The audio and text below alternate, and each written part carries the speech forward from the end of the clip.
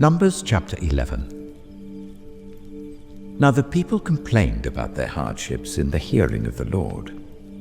And when he heard them, his anger was aroused.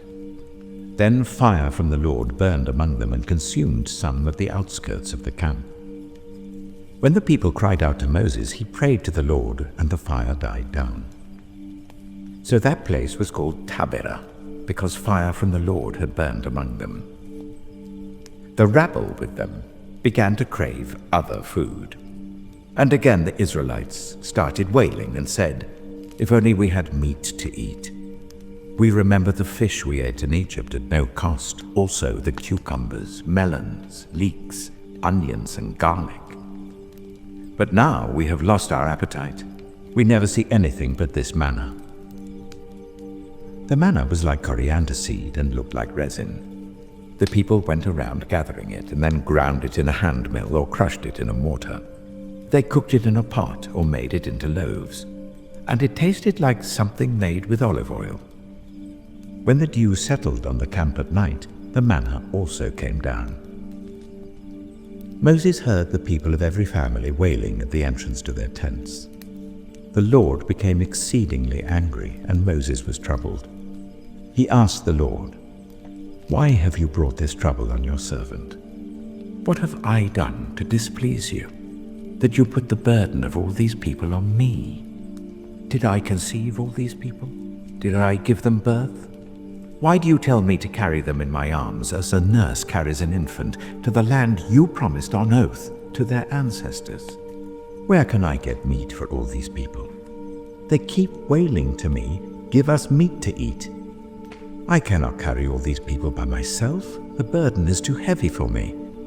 If this is how you are going to treat me, please go ahead and kill me right now, if I have found favor in your eyes, and do not let me face my own ruin."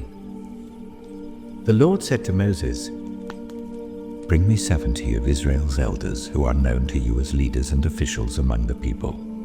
Make them come to the tent of meeting, that they may stand there with you. I will come down and speak with you there, and I will take some of the power of the Spirit that is on you and put it on them. They will share the burden of the people with you, so that you will not have to carry it alone. Tell the people, 'Consecrate yourselves in preparation for tomorrow, when you will eat meat.' The Lord heard you when you wailed, 'If only we had meat to eat. We were better off in Egypt.' Now the Lord will give you meat, and you will eat it. You will not eat it for just 1 day or 2 days or 5, 10, or 20 days, but for a whole month, until it comes out of your nostrils and you loathe it, because you have rejected the Lord who is among you, and have wailed before him, saying, 'Why did we ever leave Egypt?'" But Moses said, "Here I am among 600,000 men on foot, and you say, 'I will give them meat to eat for a whole month?' Would they have enough if flocks and herds were slaughtered for them? Would they have enough if all the fish in the sea were caught for them?" The Lord answered Moses, "Is the Lord's arm too short? Now you will see whether or not what I say will come true for you." So Moses went out and told the people what the Lord had said. He brought together 70 of their elders and made them stand round the tent. Then the Lord came down in the cloud and spoke with him, and he took some of the power of the Spirit that was on him and put it on the 70 elders. When the Spirit rested on them, they prophesied, but did not do so again. However, 2 men, whose names were Eldad and Medad, had remained in the camp. They were listed among the elders, but did not go out to the tent. Yet the Spirit also rested on them, and they prophesied in the camp. A young man ran and told Moses, "Eldad and Medad are prophesying in the camp." Joshua, son of Nun, who had been Moses' assistant since youth, spoke up and said, "Moses, my lord, stop them." But Moses replied, "Are you jealous for my sake? I wish that all the Lord's people were prophets, and that the Lord would put his Spirit on them. Then Moses and the elders of Israel returned to the camp. Now a wind went out from the Lord and drove quail in from the sea. It scattered them up to 2 cubits deep all round the camp, as far as a day's walk in any direction. All that day and night and all the next day the people went out and gathered quail. No one gathered less than 10 homers. Then they spread them out all around the camp. But while the meat was still between their teeth and before it could be consumed, the anger of the Lord burned against the people, and he struck them with a severe plague. Therefore the place was named Kibroth-Hattaavah, because there they buried the people who had craved other food. From Kibroth-Hattaavah, the people traveled to Hazeroth and stayed there. Numbers chapter 12. Miriam and Aaron began to talk against Moses because of his Cushite wife, for he had married a Cushite. "Has the Lord spoken only through Moses?" they asked. "Hasn't he also spoken through us?" And the Lord heard this. Now Moses was a very humble man, more humble than anyone else on the face of the earth. At once the Lord said to Moses, Aaron, and Miriam, "Come out to the tent of meeting, all 3 of you." So the 3 of them went out. Then the Lord came down in a pillar of cloud. He stood at the entrance to the tent and summoned Aaron and Miriam. When the 2 of them stepped forward, he said, "Listen to my words.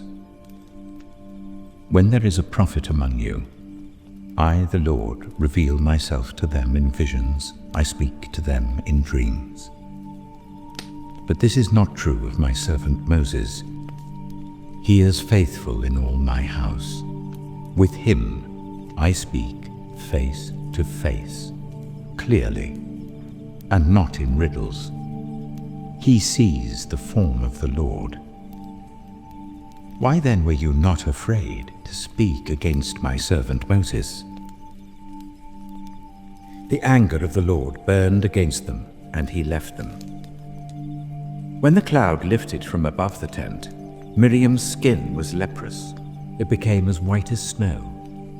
Aaron turned towards her and saw that she had a defiling skin disease, and he said to Moses, "Please, my lord, I ask you not to hold against us the sin we have so foolishly committed. Do not let her be like a stillborn infant coming from its mother's womb, with its flesh half eaten away." So Moses cried out to the Lord, "Please, God, heal her."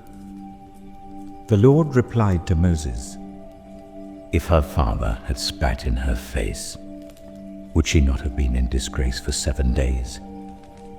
Confine her outside the camp for 7 days. After that, she can be brought back."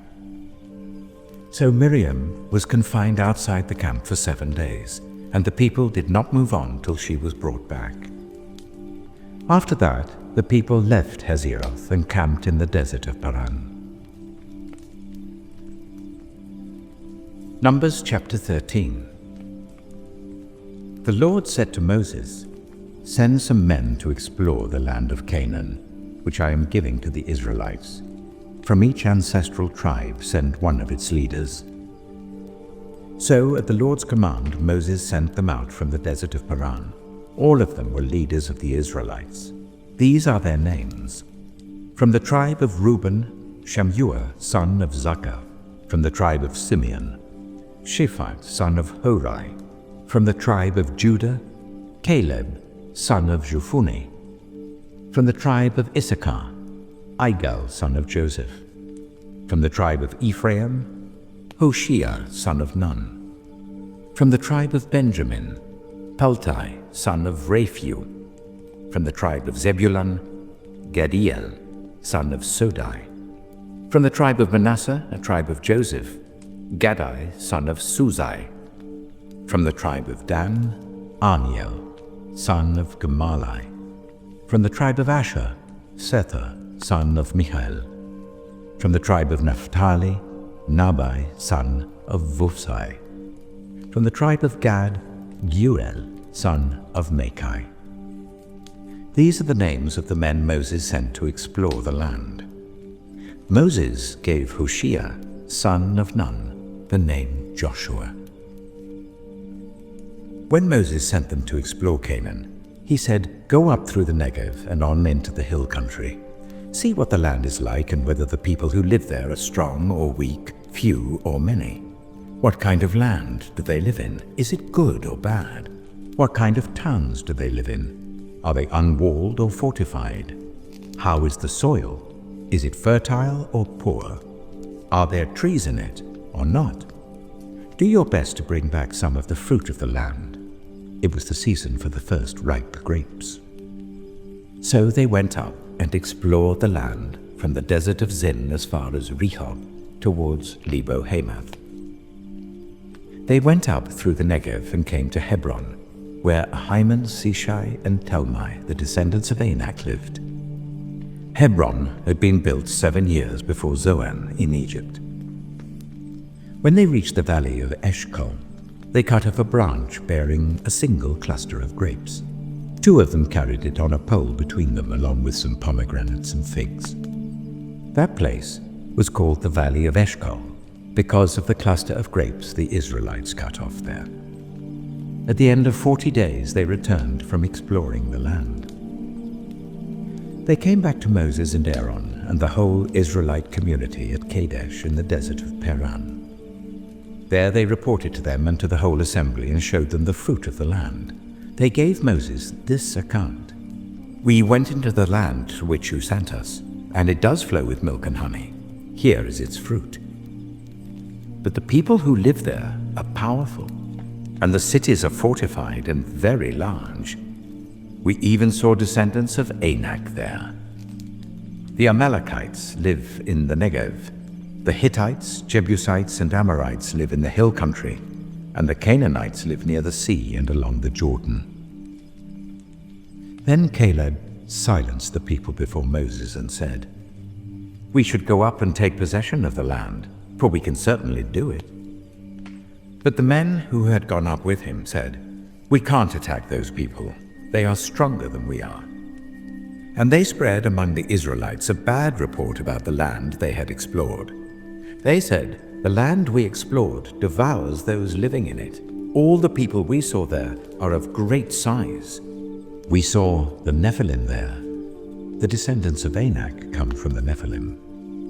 We seemed like grasshoppers in our own eyes, and we looked the same to them."